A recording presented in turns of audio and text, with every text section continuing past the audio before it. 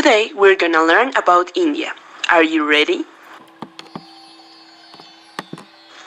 The geography of India is extremely diverse, with landscape ranging from snow-capped mountains, ranges to desert, plains, hills, and plateaus. India comprises most of the Indian subcontinent situated on the Indian plate, the northerly portion of the Indo-Australia plate. Having a coastline of over 7,000 kilometers, most of India lies on a peninsula in southern Asia that produces into the Indian Ocean.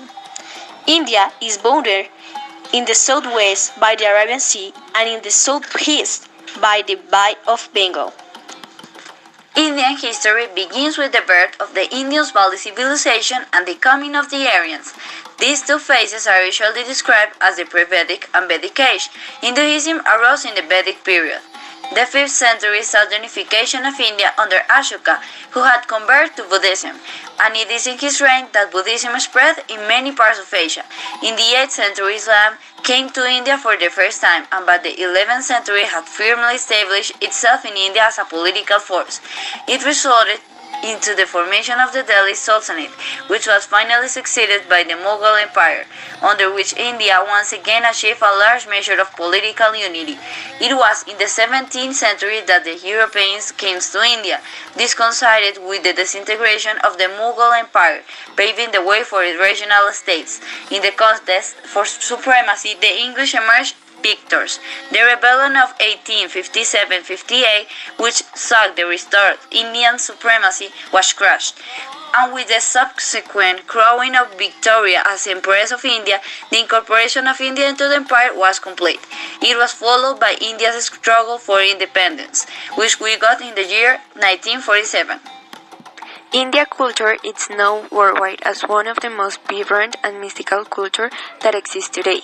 This fabulous ancient expression is the result of a fascinating fusion and assimilation of different elements or countries. It is a great culture mix that has absorbed a lot of the country's strengths. The Hindu culture takes millennia of varying tradition, which date back to the Rig Veda, the oldest text of the India from the 15th century before Christ.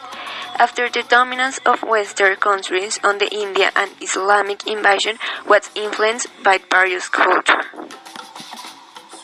In the Indian culture, women hold many positions, which are assigned for occupations that exist in large varieties, which do not have any control over the ownership of the land and agriculture. They also have to face long hours, low wages, poor working conditions, and a weak social security coverage. India is a unique country in religious matters. It's a country with the most part of Hindus, Tainish, Sages, Zoroastrianism, Ibais, and Muslims. It's the sacred land of Hinduism, Buddhism, Maimonism, and Sikhism, and the home of diverse spiritual organizations. During the first millennium, the Judaism and Christianism formed small communities. Actually, Buddhism, the prevailing religion of Asian Southeast, was born in India. Some of the principal gods of Indian culture are the following. Indra, who is one of the most important gods of Hinduism due to its omnisapience. Agni, god of the offerings, fire, cooking, the sun, and the moon.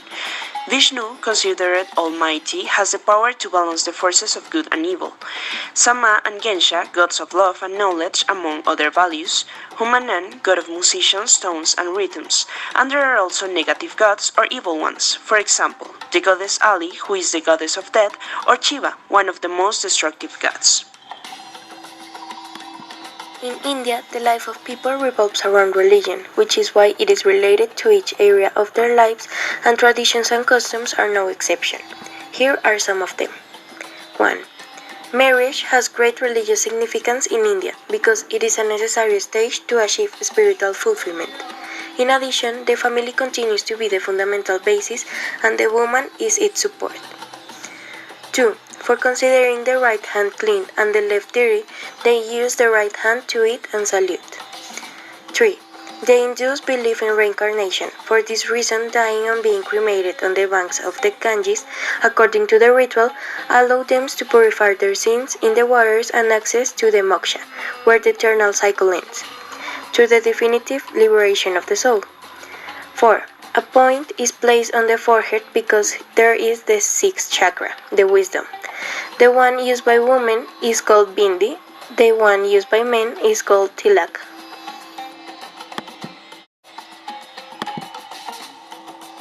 In conclusion, India is a wonderful country full of delicious food, colors, beautiful landscapes, and an amazing culture. We can't wait to visit it. Can you?